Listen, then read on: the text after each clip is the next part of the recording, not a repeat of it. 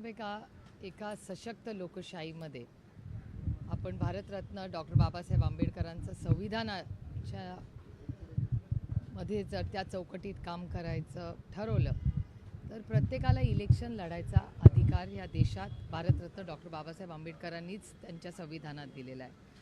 आणि आपण सगळे लोकशाहीवर प्रेम करणारे, विश्वास ठेवणारे लोक आहोत. आम्ही, माझ्यासाठी बारामती ही एक अतिशय इमोशनल गोष्ट आहे. कारण का आज पवार कुटुंबाची ओळख जी काय आहे, जी 6 दशकं पवार नाव हे महाराष्ट्राच्या राजकारणात, समाजकारणात, देशाच्या राजकारणात आहे, हे फक्त आणि फक्त बारामती आणि महाराष्ट्राच्या तमाम मायबाप जनतेमुळे. आदरणीय पवारसाहेब, योगायोगच आहे की कालच आदरणीय पवारसाहेबांनी राज्यसभेची शपथ घेतली आणि हा प्रवास 6 दशकापूर्वी बारामतीकरांच्या आशीर्वादाने, कैलासवासी यशवंतराव चव्हाण साहेबांनी जो विश्वास आदरणीय पवारसाहेबांवर टाकला, त्याच्यातून तो सुरुवात झाली.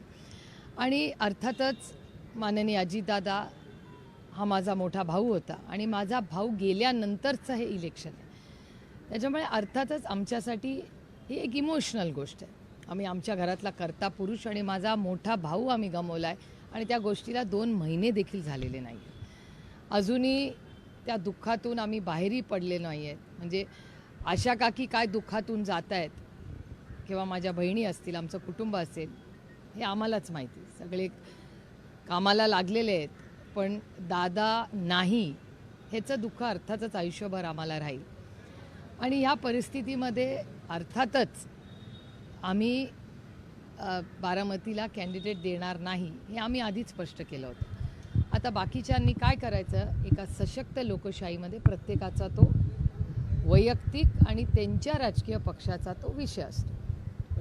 आणि आता राज्यसभेच्या इलेक्शनच्या वेळेस आपल्याला आठवत असेल, तेव्हा सगळ्यांचेच, म्हणजे मी जाहीरपणे महाविकास आघाडीचे आभार मानतेच, पण आमच्या विरोधात पक्षात भारतीय जनता पक्ष असेल किंवा शिंदेंची सेना असेल, आम्ही सगळ्यांनीच एकत्र मिळून चर्चा केली.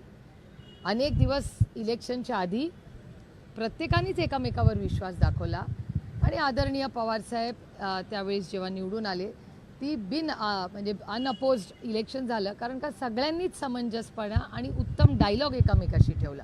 आणि ही महाराष्ट्राची संस्कृती आहे, जी कैलासवासी यशवंतराव चव्हाणांचा जो वारसा आहे, तो त्या विचारांचा वारसा आहे की विरोधक हा आपला शत्रू नसतो.